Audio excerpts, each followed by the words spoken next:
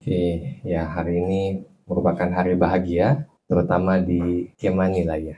Ya ini juga pertama kali Bante datang ke sini, begitupun juga dengan Bante-Bante yang lain. Ya kita ke sini sangat happy, khususnya melihat antusiasme dari kalian ya. Ya ini merupakan hari bahagia, terutama di masa Katina ya, masa setelah para biku menyelesaikan 3 bulan masa-wasa. Di zaman Sang Buddha, setelah para biku menyelesaikan 3 bulan masa wasa di tempatnya masing-masing, mereka akan mulai untuk melihat atau mengunjungi Sang Buddha. Tujuannya apa? Pawarana. Arti dari pawarana itu adalah mengundang. Nah, mengundang agar para biku yang lain ketika mereka melakukan 3 bulan masa wasa itu saling menunjukkan kesalahan. Tujuannya untuk memperbaiki diri. Nah, jadi kalau 3 bulan masa wasa itu para biku ada melakukan kesalahan, nah itu adalah waktu yang tepat untuk bisa mengkoreksi. Nah, para biku itu datang ke Sang Buddha untuk meminta nasihat. Nah, terkadang ada juga biku yang ingin mengkonfirmasi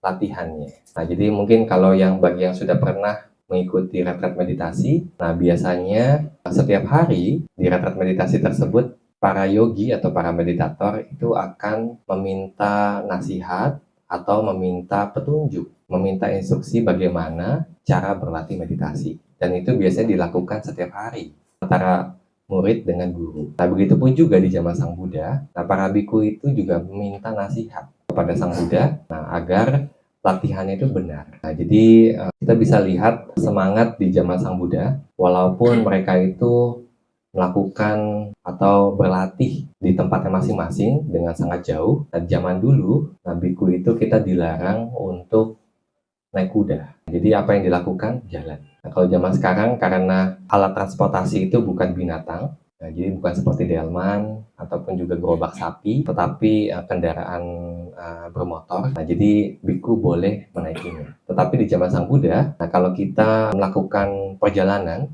dengan adanya kendaraan dari hewan ataupun dari manusia, itu dilarang. Nah, makanya kebanyakan di zaman Sang Buddha itu biku kemana-mana itu jalan kaki. Dan sudah pernah ziarah ke India? Sudah. Nah, biasanya waktu ziarah dari satu kota ke kota yang lain berapa jauh? Ya, kadang 6 jam, kadang 7 jam, kadang ngidupnya di bus begitu ya. Nah, kalian bisa bayangkan itu para biku jalan kaki. Kadang menempuh perjalanan itu bisa 2 bulan, bisa 3 bulan. Luar biasa perjuangan bagaimana mereka itu ingin mendapatkan owada atau nasihat dari Sang Buddha. Seberharga itu ajaran dari Guru Agung kita. Nah, kalau di sini gimana?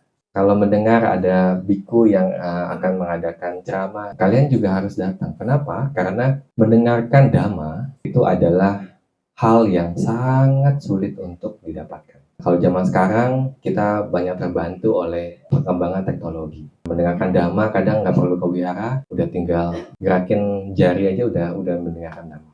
Ya, jadi tetapi di sini yang Bata ingin beritahu adalah mendengarkan dhamma yang sejati itu adalah salah satu faktor untuk kita menjadi orang suci. Ya, jadi sadama sawanang. Sadama sawanang atau mendengarkan dhamma yang sejati itu adalah salah satu faktor untuk menjadi orang suci. Tadi sebelum kita menerima dana makan, papahnya saya tanya begitu, gimana biar bisa jadi, saya mungkin nggak mau muluk-muluk jadi arahat gitu. Yang penting sebelum meninggal itu bisa menjadi satapana. Nah, tetapi di sini kita harus tahu bagaimana, atau kita harus tahu apa itu satapana. Nah, bagaimana cara mencapainya. Nah, faktor apa saja yang harus kita penuhi agar kita menjadi satapana. Begitu ya. Nah, jadi yang disebut satapana di sini itu adalah kalau secara terjemahan harafiahnya pemasuk arus atau yang kita sebut orang suci tingkat pertama. Di mana yang dimaksud ada tingkatan di dalam orang suci itu adalah tingkatan di mana orang tersebut bisa menghancurkan kekotoran batinnya. Nah, jadi untuk tingkat pertama yang dihancurkan adalah Sakaya Diti. Sakaya Diti, Wicikica, Silabata Paramasa. Nah, di mana dia itu akan menghancurkan pandangan akan diri. Nah, kita sebagai Buddhis itu sangat beruntung. Nah, kenapa? Karena zaman sekarang ketika para saintis terkadang ingin mencari yang disebut ultimate truth atau kebenaran yang hakiki, itu ingin mencari yang sesungguhnya, siapa manusia. Bahkan mereka juga ingin mencari sebenarnya kenapa kita itu dilahirkan. Siapa yang melahirkan kita? Kenapa kita muncul di dunia ini? Begitu. Kemudian mereka juga ingin mencari yang disebut materi, yang hakiki itu seperti apa. Mereka ingin mencari bagaimana batin itu muncul itu seperti apa. Dan penelitian seperti ini itu tidak murah harganya. Nah, jadi mungkin beberapa tahun yang lalu Bante juga mengikuti satu penelitian, satu research di mana para ahli fisika membuat satu tempat penelitian yang biayanya itu sampai miliaran dolar. Miliaran dolar hanya untuk menemukan berbagai jenis partikel yang kita tahu seperti atom, subatom, proton, neutron gitu ya, yang kita pelajari di bangku sekolah. Nah, sekarang sudah berkembang menjadi partikel-partikel yang sejenisnya, yang hampir mirip tetapi berbeda, begitu.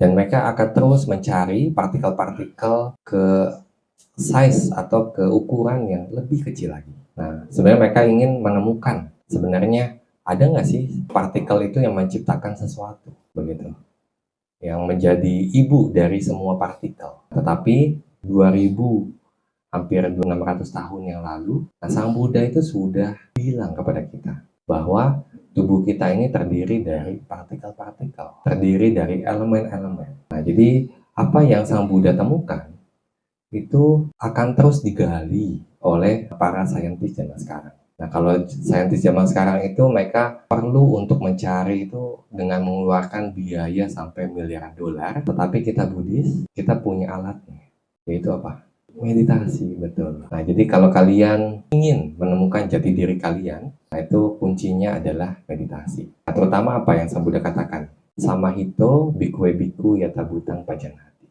Yang artinya, orang yang terkonsentrasi, nah itu dia bisa melihat kebenaran yang hakiki. Kebenaran yang bahkan orang yang pintar ini di zaman sekarang itu ingin sekali menemukannya. Kita punya kesempatan, kita punya metodenya, bahkan kita itu punya sistem, cara sistematis untuk bisa melatih, untuk bisa melihatnya. Nah, mungkin di sini juga Seleke Manyani pernah mengajarkan kalian mungkin mengenai Abhidhamma. Belum. Jadi kalian harus request, apa itu Abhidhamma? Ya, jadi di Abhidhamma itu Sang Buddha menjelaskan secara rinci apa yang disebut materi, apa yang disebut batin, bagaimana cara batin bekerja. Yang bahkan kalau zaman sekarang orang yang meneliti batin itu neuroscientist. Nah, mereka mencari seperti bagaimana cara bekerjanya otak, apa hubungannya otak dengan pikiran kita, begitu ya. Bahkan dari percakapan mereka, mungkin di summit yang terakhir, masih belum bisa memastikan sebenarnya batin itu munculnya di mana. Hebatnya kita sebagai Buddhis, ketika ditanya batin itu munculnya di mana, kalau di dalam Buddhis, ya di hadaya watu. Jadi bukan di hadaya atau bukan di jantung, tetapi di sini adalah hadaya watu. Kita sebutnya itu ya landasan batin. Kadang ada juga yang menerjemahkan landasan jantung, tetapi sebenarnya kurang tepat kalau kita bilang jantung, tetapi landasan batin. Nah, jadi para saintis itu ingin mencari mengenai jati diri kita. Nah, tetapi kita memiliki banyak kesempatan untuk bisa mencari jati diri kita sendiri. Dan ini merupakan teknologi paling mutakhir zaman sekarang. Yang artinya mereka itu semakin mendekati apa dengan yang Sang Buddha ajarkan. Kadang dulu Bante mendengarkan, oh ajaran Buddha itu ajaran udah kuno, nggak up to date. Tapi sebenarnya enggak. Kalau kita belajar apa yang Sang Buddha ajarkan, bahkan saintis riset-riset zaman sekarang itu makin mendekati apa yang Sang Buddha ajarkan. Nah, jadi kita harus merasa beruntung. Nah, inilah yang disebut sebagai Saddhamma Sawana. Jadi bahkan ketika kita mengulik, mencari apa itu kebenaran yang sejati, nah ini adalah kebenaran yang mahal harganya. Ya, jadi kalau kita bandingkan pengetahuan-pengetahuan zaman sekarang itu yang harganya miliaran dolar hanya untuk meneliti begitu. Nah, tetapi kita bisa mendengarkannya, kita bisa memahaminya tanpa kendala, tanpa melalui banyak perdebatan, banyak argumen-argumen begitu. Nah, tetapi kita bisa memahami. Kenapa? Karena kita memiliki pandangan benar. Karena kita memiliki petunjuk dari guru agung kita sama Sang Buddha. Nah, jadi mendengarkan damai sejati itu adalah hal yang sangat-sangat langka. yang kalau kita valuasikan itu tidak ternilai, begitu ya. Nah, jadi ini adalah salah satu faktor bagi kita untuk menjadi orang suci. Nah, jadi tadi Sotapanna itu pemasuk arus atau yang disebut orang suci tingkat pertama. Nah, di mana cara untuk menjadi Sotapanna salah satunya adalah mendengarkan dhamma yang sejati. Nah, yang berikutnya yaitu adalah bertemu dengan sahabat yang baik. Sapurisa Samsewo. Nah, jadi kita ketika bertemu dengan orang yang tepat, orang ini akan mengarahkan kita untuk melakukan hal-hal yang baik. Contohnya di sini, ketika kalian datang ke Kemanilaya, nah kalian diinformasikan, oh nanti ada rombongan Bante akan datang seperti itu, akan memberikan Dhamma Desana. Nah, jadi informasi-informasi yang baik itu akan sampai kepada kalian. Kenapa? Karena kalian punya faktor ini, yaitu Sapurisa Samsewo. Jadi punya teman yang baik, kalian minta. Jadi teman yang bisa mengarahkan kalian untuk meningkatkan kualitas hidup kalian. Nah, jadi bertemu dengan teman yang baik ini merupakan faktor yang esensial dari semua hal yang kita lakukan dalam perjalanan spiritual kita. Nah, jadi lingkungan yang baik, nah jadi kalian harus bisa memahami bahwa kalau kita dikelilingi oleh teman-teman yang tidak baik, nah itu yang akan mengarahkan kita menuju penderitaan. Teman yang tidak baik apa? Di dalam Sigalowada Sutta, Sang Buddha menjelaskan kalau kita bergaul dengan pemabuk, kemudian orang-orang yang melanggar sila, kemudian penjudi, dan seterusnya. Dia akan selalu mengarahkan kita untuk kesenangan-kesenangan duniawi. Nah, teman-teman seperti ini itu teman-teman yang kurang pas. Bahkan secara duniawi pun, ini juga merupakan hal yang harus kita jauhi. Kenapa? Karena mereka itu yang akan hanya menghabiskan harta yang kita kumpulkan dari kerja keras keringat kita. Nah, jadi kalau kita ingin sukses di dalam duniawi, nah bahkan Sang Buddha juga menyarankan kita untuk menjauhi teman-teman yang buruk. Begitupun juga dalam spiritual. Dalam spiritualitas, kita itu perlu mencari teman yang baik. Teman yang bisa mengarahkan kita untuk meningkatkan kualitas kita, yaitu kualitas dari moralitas kita, sila kita, kemudian konsentrasi kita, latihan meditasi kita, bahkan kebijaksanaan kita dari latihan meditasi vipassana. Nah, jadi teman-teman seperti ini ada di sekitar kalian. Nah, teman-teman seperti ini harus kalian jaga. Kenapa? Karena dengan bergaul dengan teman-teman seperti ini, yaitu yang akan mengarahkan kalian akan sering-sering mendengarkan dhamma, sering-sering mengajak kalian untuk meditasi, sering-sering untuk melakukan kebajikan seperti berdana dan seterusnya. Nah, jadi bahkan di zaman Sang Buddha, nah ketika kalian itu berada di teman-teman yang benar, teman-teman yang tepat, nah sepanjang hidupnya itu mereka akan berlatih bersama. Tidak hanya berbuat kebajikan seperti berdana dan menjaga sila, tetapi juga ikut kalau misalkan ada retret meditasi. Nah, setelah meninggal, kebanyakan dari mereka itu akan terlahir di alam surga. Sampai di alam surga, teman-teman seperjuangan ketika di alam manusia itu akan mengingatkan, jangan lalai dalam latihan. Nah, kenapa? Karena di alam dewa itu kebahagiaannya itu lebih ekstrim daripada alam manusia. Contohnya, Bante ingin menggambarkan. Kalau kalian misalkan ke mall deh, kalau Sabtu Minggu biasanya kan akan cari hiburan. Hiburan orang Jakarta kemana? Ke mall, belanja. Nah, ketika kalian ada di mall, melihat hal-hal yang bagus, ada yang inget nggak? Oh, besok saya mau dana ke Sanggar. Nggak ada.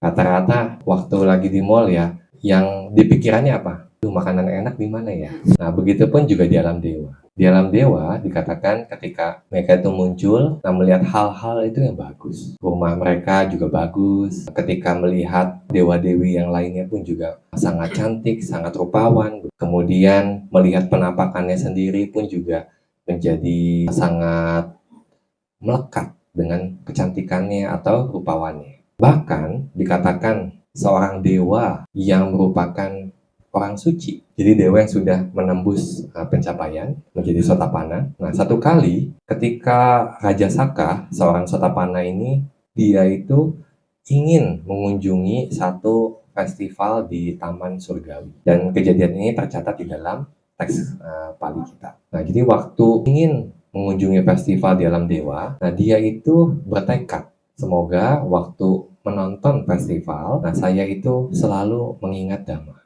jadi tidak lupa akan Dhamma. Nah, makanya sebelum ke festival itu, Dewa Saka itu berkunjung kepada Sang Buddha, meminta nasihat. Nah, sehingga nasihatnya itu dia akan terus ulang lagi sewaktu dia menonton festival di alam surga. Waktu setelah mendengarkan apa yang Sang Buddha ajarkan, kemudian balik ke Taman Surgawi untuk mengikuti festival, apa yang terjadi? Bahkan seorang Sotapanna Dewa lupa akan Dhamma. Nah, kalian bisa bayangkan seberapa bahagianya itu seseorang atau yang membuat bahkan para dewa yang merupakan dewa yang suci itu bisa terlena dengan kebahagiaan di alam surga. Nah, kebahagiaan yang kita terima di alam manusia mungkin menurut kita itu sudah bagus. Mungkin pernah makan makanan yang enak atau pernah tinggal di tempat yang bagus begitu ya. Nah, itu mungkin akan membuat kita puas. Tetapi sebenarnya kebahagiaan seperti itu tidak ada apa-apanya ketika kita berada di alam surga. Di satu sutta Sang Buddha menjelaskan apa? Para dewa setelah mereka meninggal dari alam dewa, kebanyakan terlahirnya jadi binatang, jadi hantu, jadi makhluk neraka. Kenapa? Karena sepanjang hidupnya mereka itu selalu bersenang-senang. Bersenang-senang akan kamanya. Mereka tidak bersenang-senang karena mereka mencuri, menipu orang, tidak karena membunuh orang, tidak karena melakukan perbuatan seks yang salah, tidak karena berbohong. Tetapi mereka bersenang-senang karena kama baiknya. Jadi nggak ada penghidupan yang tidak benar dalam dewa. Semuanya penghidupan benar. Tetapi walaupun mereka menikmati dari penghidupan benar mereka, yaitu perbuatan kebajikan yang mereka lakukan semasa di kehidupan sebelumnya di alam manusia, itu pun membimbing mereka itu ke arah yang tidak baik. Artinya apa? Kalau kita terlena, kalau kita selalu punya pikiran duniawi, ingin selalu bersenang-senang, ingin selalu menikmati, oh makanan enak di mana, oh hiburan yang bagus di mana, begitu ya. Nah, pada saat itu batin kita itu batin yang memunculkan akusala kama. Kita memproduksi akusala kama, yang artinya kita itu punya banyak kesempatan untuk mendapatkan penderitaan di masa yang akan datang. Seperti halnya para dewa ini. Di dalam Dewa Cuti Nirayadi Sutta, Sang Buddha menjelaskan apa? Bahwa kebanyakan para dewa itu akan terlahir di alam menderita.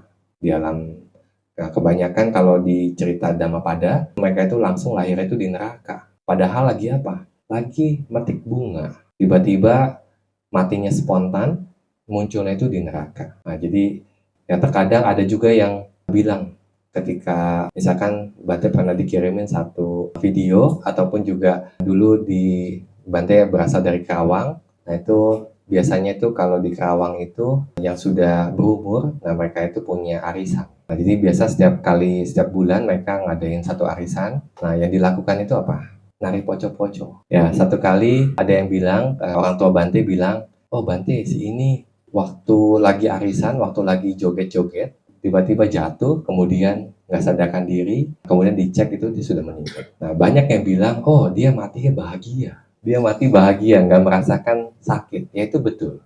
Dia tidak merasakan mungkin orang yang menderita karena penyakit, kanker, dan seterusnya. Tetapi dia mati ketika dia sedang bersenang-senang. Tetapi apakah itu pertanda yang baik? Nyatanya tidak. Nyatanya, orang yang ketika dalam atau menjelang kematian itu sedang bersenang-senang dalam kesenangan indrawi atau kesenangan duniawi. Nah, dia itu akan memiliki kesempatan yang lebih besar terlahir di alam menderita. Sama seperti para dewa yang ketika mereka sedang bersenang-senang memilih bunga, mempercantik diri dengan memetik bunga di taman surgawi. Kemudian spontan mereka meninggal, tetapi kesenangannya itu bukan berakhir baik, tetapi berakhir yang tidak baik. Artinya mereka akan menuju alam yang tidak baik. Kenapa hal itu terjadi? Karena kalau kita belajar bagaimana kita itu dilahirkan, nah jadi kita itu diproduksi dari yang disebut janaka kama.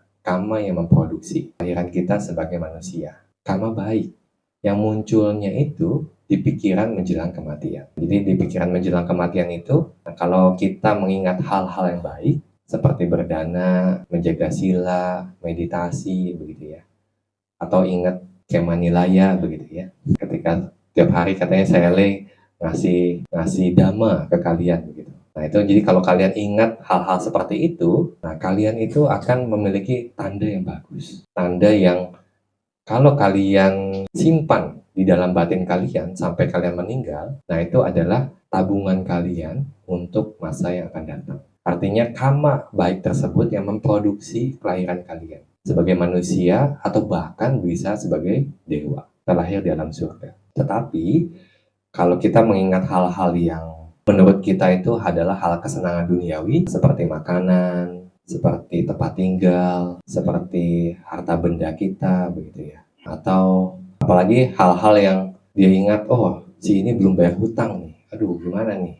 Jadi kalau kalau sampai seperti itu, nah itu kemelekatan itu akan sangat kuat. Walaupun menurut kita itu adalah hal yang bahagia, ternyata kebahagiaan duniawi justru akan melahirkan kita itu terlahir di alam menderita. Nah, jadi ini yang harus kita pahami bahwa kalau kita ingin memiliki kualitas kehidupan yang lebih baik, yaitu adalah banyak-banyak berbuat kebajikan, nah, di mana bagaimana kita bisa berbuat kebajikan kalau tidak ada yang memberitahu kita. Nah, jadi orang yang memberitahu ini atau faktor yaitu Sapurisa Samsewo, bergaul dengan orang yang baik, Kalyanamita. Pada saat itu kita akan memiliki banyak kesempatan untuk meningkatkan kualitas hidup kita secara duniawi di kehidupannya sekarang dan juga di kehidupan yang akan datang. Makanya kenapa Sang Buddha katakan, nah beruntung bagi orang yang bijaksana yang dia mengetahui mana yang baik, mana yang benar. Nah, ketika dia sudah melakukan di sepanjang hidupnya itu berbuat kebajikan, nah dia akan berbahagia di kehidupannya sekarang. Berbahagianya seperti apa? Berbahagianya itu ketika dia berdana, momen kebahagiaan itu muncul di batin. Kemudian ketika dia mengingat dia berdana, kebahagiaan itu juga akan tetap muncul di batin. Nah, kalau kalian skillful, kalau kalian ahli dalam melatih batin kalian, nah, setiap saat ketika kalian sedih, nah kalian mengganti objek kesedihan kalian menjadi objek kebahagiaan. Mengingat hal-hal yang bajik yang pernah kalian lakukan. Nah, itu adalah kebahagiaan yang kalian bisa dapatkan secara langsung. Beruntung orang yang belajar Dhamma itu dia akan berbahagia di hidup ini dan juga di kehidupan yang akan datang. Nah, karena kebajikan yang kalian lakukan itu yang akan menjadi tabungan kalian. Sang Buddha pernah mengatakan, terkadang kalau orang zaman dulu taruh hartanya itu mereka harus gali tanah, mereka akan simpan di tempat-tempat yang menurut mereka aman. Tetapi terkadang walaupun ditaruh di tempat-tempat yang aman pun juga akan hilang. Zaman sekarang juga sama. Mungkin taruh di bank, tapi terkadang banknya juga bisa dilikuidasi. Nah, jadi nggak ada tempat yang aman untuk menaruh harta. Nah, selalu bisa diambil. Bahkan zaman sekarang juga bisa diambil paksa. Jadi yang disebut perampok itu di zaman Buddha itu ada 5 perampok besar. Yang pertama itu raja, kemudian ada api, ada air, kemudian juga ada petapa pandangan salah. Nah, jadi perampok dan juga keturunan yang tidak berguna. Nah, mereka itu akan menghabiskan harta-harta kita. Nah, jadi kalau kalian ingin mengamankan harta benda kalian secara aman, salah satu-satunya hal yang bisa kalian lakukan adalah menanamkan pada karma baik.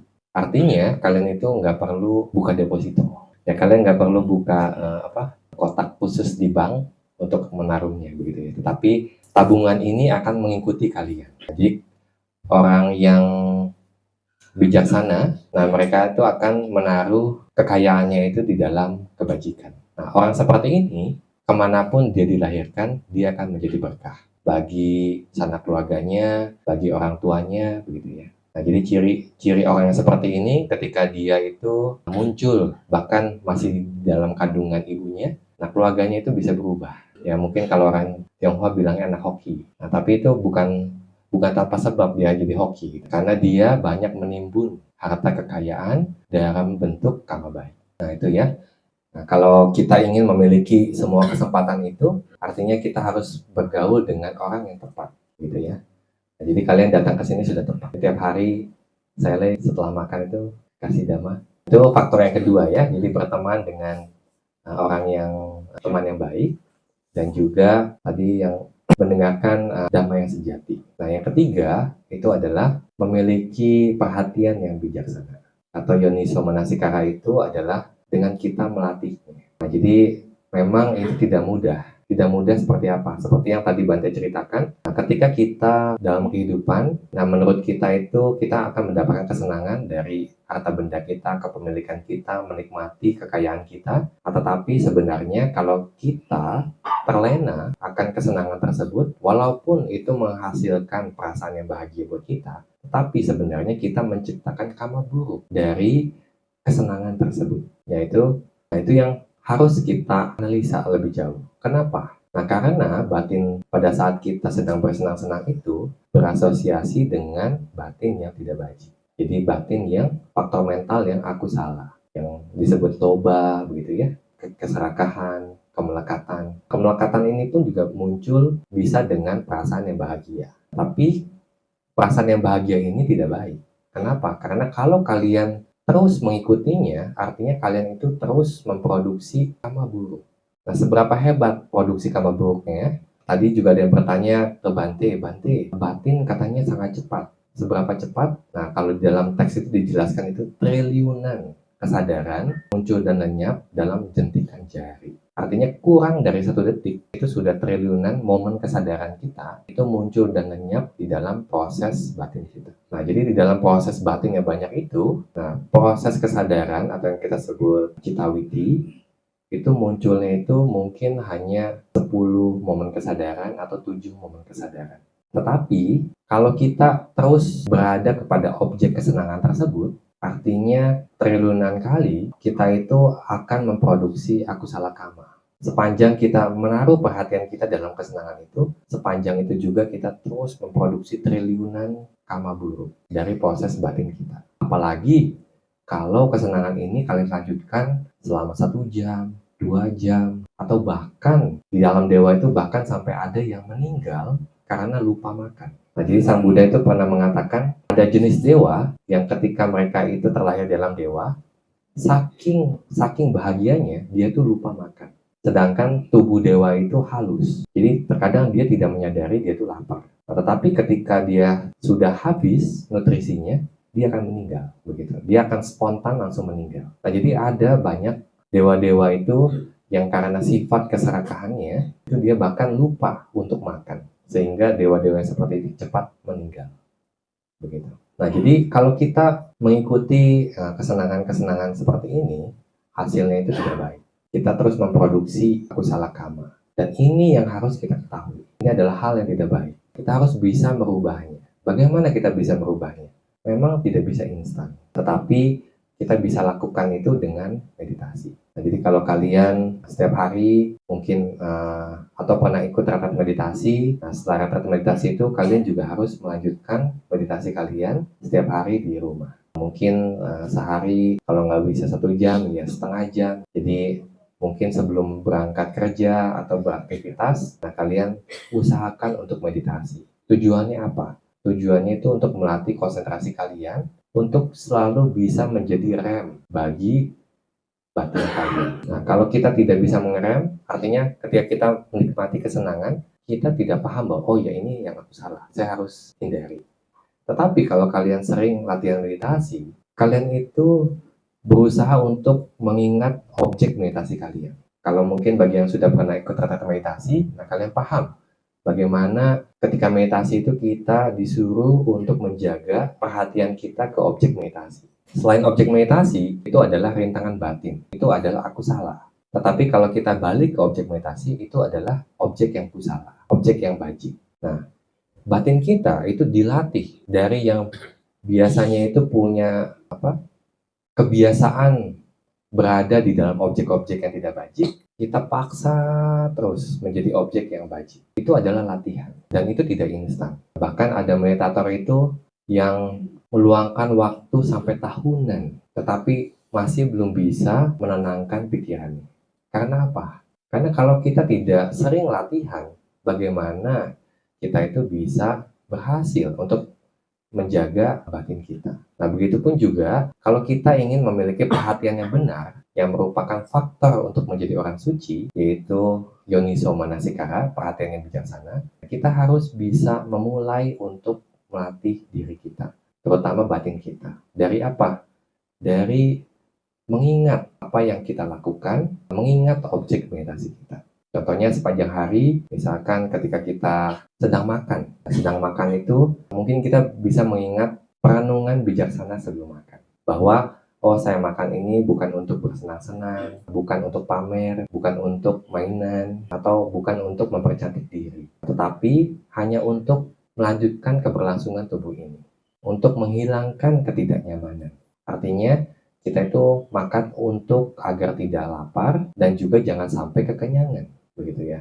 Nah, jadi kalau kita makan seperti itu dengan batin yang kita renungkan seperti ini, nah, kalian itu tidak terlena akan rasa dari makanan enak yang kalian makan. Jadi punya interupsi, punya rem di dalam batin kalian. Dan ketika pikiran atau rem batin ini muncul sebagai pengingat bahwa, oh ini hal yang salah, ini yang aku salah kalau saya mengikuti kesenangan rasa yang enak. Tetapi saya harus merenungkan perasaan yang untuk menghilangkan ketidaknyamanan dan seterusnya. Dan itu menimbulkan karma baik pada saat itu. Contohnya yang lain lagi ketika kalian marah. Oh, saya lagi marah. Ketika kalian sadar pada saat kalian marah, kemarahan itu akan hilang. Kenapa? Mengetahui kemarahan itu adalah kebijaksanaan. Artinya, karma baik itu muncul pada saat itu. Di dalam proses batin kalian. Kalian menciptakan karma baik hanya dengan melihat kemarahan kalian. Nah, itu luar biasa. Dan tetapi, untuk bisa sadar akan saat ini, atau present moment, nah kalian harus melatih. Dan ini adalah faktor untuk menjadi orang suci. Faktor yang ketiga, yaitu Yoniso Manasikara, perhatian yang bijaksana.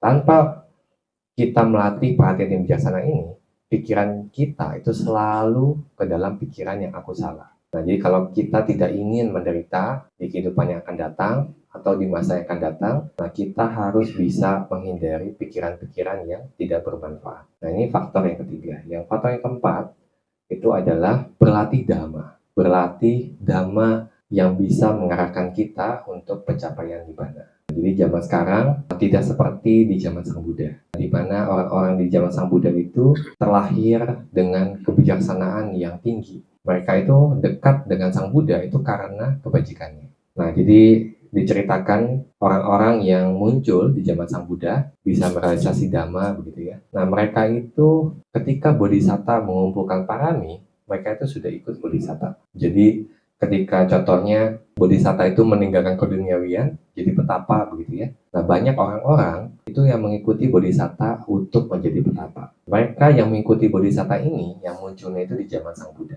Mereka punya kesempatan untuk melihat Sang Buddha, mereka bisa merealisasi dhamma menjadi orang suci di zaman Sang Buddha. Nah, jadi ada satu kisah di dalam Jataka, yaitu pada saat bodhisatta itu meninggalkan keduniawian, ketika banyak orang yang meninggalkan keduniawian, ada orang-orang yang sudah tahu bodhisatta itu meninggalkan keduniawian, tetapi dia tidak mengikutinya. Kenapa? Nah, karena pada saat itu orang-orang itu senang dengan kesenangannya sendiri, yaitu apa? Jadi dia itu orang pemabuk. Jadi pemabuk itu dia nggak bisa berpisah dengan alkohol. Tetapi ketika beberapa saat mereka melakukan kesenangan tersebut, akhirnya mereka sadar bahwa ketika orang-orang itu sudah tidak ada, mereka menjadi kesepian. Sehingga mereka menyusul bodhisatta, menjadi petapa. Nah, lalu di dalam cerita Jataka itu diceritakan, orang yang telat datang ke bodhisatta menjadi petapa, mengikuti bodhisatta, itu dia itu terlahir setelah Buddha parinibbana. Nah, jadi pemabuk yang nggak mengikuti bodhisatta itu mungkin hanya 1 tahun 2 tahun, itu ketika hasilnya muncul, nah mereka itu nggak bisa melihat Sang Buddha. Nah, mereka itu hanya terlahir 100 atau 200 tahun setelah Buddha parinibbana, ketika Buddha sudah tidak ada. Lalu kita bagaimana? Itu pemabuk aja udah seperti itu ya. Kita apa kabar ya? Kita sudah 2600 tahun. Artinya orang-orang yang dekat dengan Sang Buddha, nah mereka itu sudah mengumpulkan parami di banyak kehidupan. Mengumpulkan parami di banyak kehidupan, nah sehingga mereka itu dekat dengan Sang Buddha.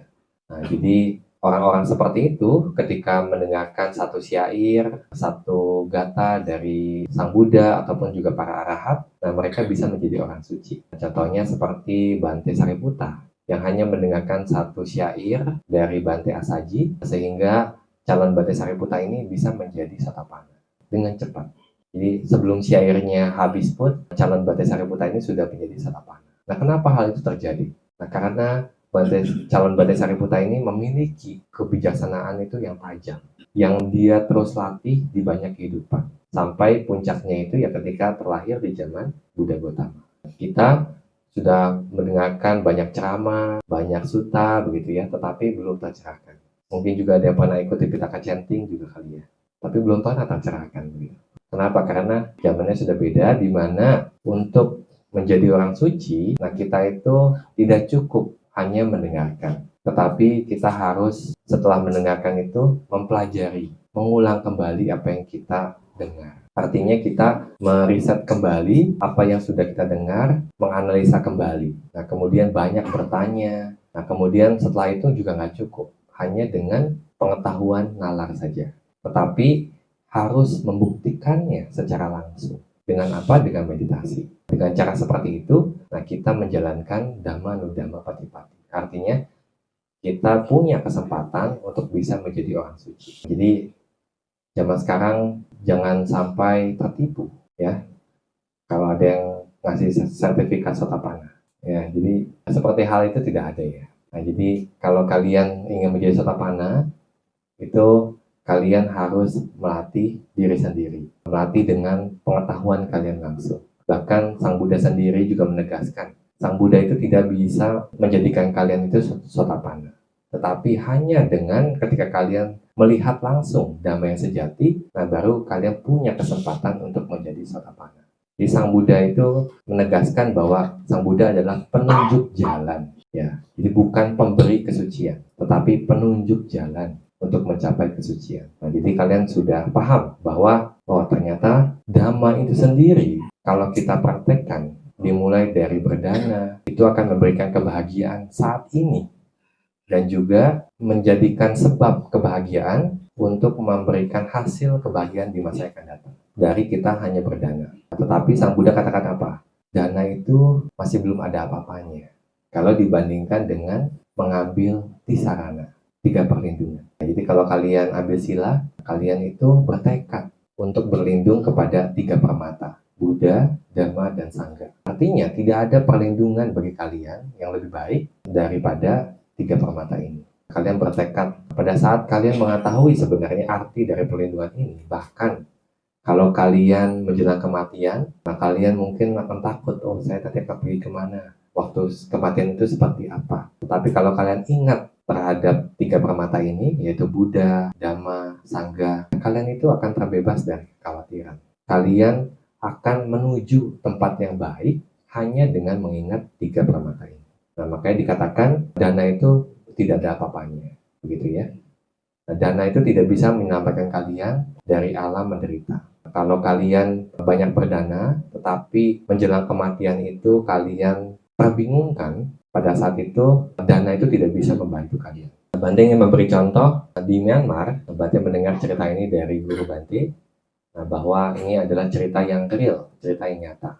Jadi di Myanmar itu ada satu rumah tangga, jadi ada satu ibu-ibu, dia itu menjadi penyokong utama wihara. Nah, si ibu-ibu ini bahkan membuat satu pagoda besar di dalam wihara tersebut. Nah, jadi kalau dia menjadi penyokong setiap hari berdana gitu, artinya dia itu punya keyakinan yang sangat kuat terhadap Buddha, Dhamma, dan Sangha. Nah, jadi waktu dia berdana, setelah banyak berdana sebagai manusia, menjelang kematian, dia itu tidak ingat akan dana. Nah, karena tidak ingat akan dananya, dia itu terlahir jadi hantu. Nah, kalau biasanya kalau Buddhis, terutama di Myanmar, ketika ada orang meninggal itu, mereka akan melakukan upacara kematian, sama seperti di Indonesia. Khususnya apa? Khususnya untuk pelimpahan jasa. Jadi pelimpahan jasa kepada si mendiang. Nah, jadi si keluarganya itu akan mengundang sangga untuk dana makan setiap hari, kemudian kebajikannya itu dilimpahkan kepada si mendiang. Nah, tetapi selama 7 hari si keluarganya itu melakukan upacara, nah itu tidak ada apa-apa. Tetapi setelah upacara itu selesai, kemudian si Dayaka ini yang sebagai hantu itu datang memimpikan ke si kepala wihara. Jadi si kepala wihara itu diberi mimpi oleh si hantu ini. Dia bilangnya, "Bante, tolong limpahin jasa ke saya." Lalu si Bantenya bilang atau bertanya, bukan sudah dilimpahkan selama 7 hari. Nah, tetapi si hantu ini bilang, katanya, "Saya selama 7 hari ini dibawa oleh teman saya ke tempat lain." Nah, jadi si waktu pelimpahan jasa, dia itu tidak ada di sana, begitu. Nah, jadi dana itu tidak bisa menyelamatkan kita untuk terbebas dari alam menderita. Nah, jadi dana itu terkadang kalau kita tidak melatih batin kita, nah menjelang kematian itu batin kita menjadi bingung. Nah, pada saat itu dana pun juga tidak bisa menyelamatkan kita. Begitupun juga di zaman Sang Buddha, Ratu Malika yang setiap hari berdana kepada 500 biku, menjelang kematiannya itu dia tidak mengingat dana. Yang dia ingat apa? Perbuatan yang tidak baik. Nah, jadi ini ya, dana tidak bisa menyelamatkan kita. Tetapi kalau menjelang kematian, nah kita mengingat kualitas Buddha, kualitas Dhamma, kualitas Sangha, begitu ya. Nah, itu bisa menyelamatkan kita dari alam yang menderita. Di zaman Sang Buddha itu ada satu kodok, waktu mendengarkan Sang Buddha. Nah, si kodok ini sebenarnya dia nggak memahami Sang Buddha itu ngomong apa. Tetapi dia hanya mengetahui bahwa suaranya Sang Buddha itu merdu. Nah, sehingga dia itu punya sadar ke Sang Buddha. Hanya dengan mendengarkan suaranya. Karena kalau kita melihat di dalam teks, kualitas suara dari Sang Buddha itu sangat merdu. Jadi kita itu happy gitu kalau kita bisa mendengarkan Sang Buddha bicara. Nah, si kodok juga sama seperti itu. Jadi hanya mendengarkan tapi tidak mengetahui artinya, dia senang.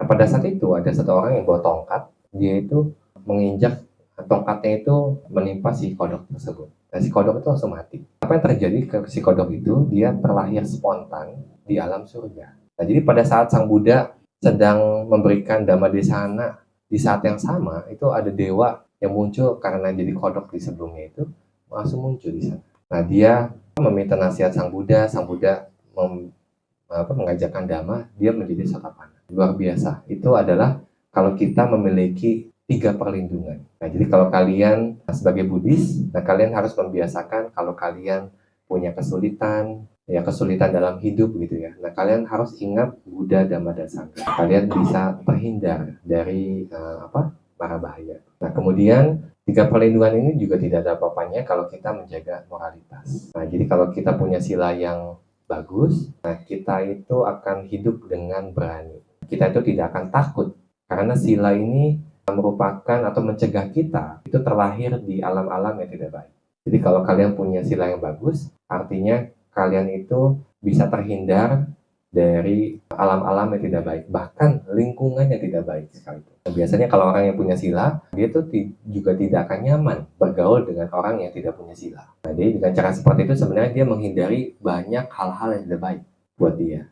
Nah, apalagi kalau kalian itu berdasarkan sila, ya berdasarkan kebajikan kalian dari dana, nah kalian itu berlatih meditasi. Jadi meditasi ini memurnikan pikiran kalian. Nah, melatih yoniso manasikara. Nah, jadi satu faktor tadi untuk menjadi orang suci. Nah, jadi kalau kalian punya konsentrasi ini, nah kalian bisa melihat kebenaran yang sesungguhnya yang sebenarnya ingin Sang Buddha ajarkan kepada kita, yaitu untuk melihat 4 kebenaran mulia. Dengan kalian melihat 4 kebenaran mulia, baru kalian punya kesempatan atau kalian punya kondisi untuk menjadi orang suci. Seperti halnya kebajikan, seperti halnya kekayaan kita, itu datang karena adanya kondisi agar kekayaan itu datang kepada kita. Kalau di alam manusia, mungkin kita akan bekerja, mungkin kita akan berusaha, mungkin kita akan membuka usaha, mungkin kita akan melakukan kegiatan-kegiatan berdagang, dan seterusnya, yang memungkinkan kekayaan itu datang kepada kita. Kekayaan itu sendiri adalah hasil dari karma baik. Tetapi hasil karma baik ini memerlukan kondisi untuk membuah, untuk hasil karma baik itu bisa berbuah. Nibbana juga sama, perlu kondisi. Kondisinya itu kalian harus bisa melihat 4 kebenaran mulia. Kalau kalian melihat 4 kebenaran mulia, Nibbana itu menunggu waktu untuk berbuah kepada kalian. Nah, jadi dikatakan ya dulu Bante juga tahu dari film Sun Gokong, Nibbana itu jauh di atas awan, alam para Buddha. Ya, jadi ya Nibbana itu jauh. Tetapi sebenarnya kalau kita belajar apa yang Sang Buddha ajarkan, terutama di Abhidhamma, Nibbana itu ternyata di sekitar kita. Nibbana itu dekat. Nibbana itu kalau kalian punya kondisinya, Nibbana itu akan muncul di batin kalian. Itu ketika kemunculan Nibbana yang pertama, nah itu adalah jalan dan buah dari Sotapati maga, dan pala. Artinya kalian itu menjadi orang suci tingkat pertama, menjadi pemasuk arus. Nah, jadi semoga dengan kalian terus memiliki kalyanamita yang baik di rumah Sayale, Kemah Nilaya ini, ya semoga kalian juga dapat terus mendengarkan dhamma yang sejati dan juga melatih batin kalian agar memiliki perhatian yang bijaksana, yoniso manasikara, dan terus berlatih untuk melihat 4 kebenaran mulia yang sampai pada akhirnya kalian juga bisa mengkondisikan agar nibbana itu muncul di batin kalian.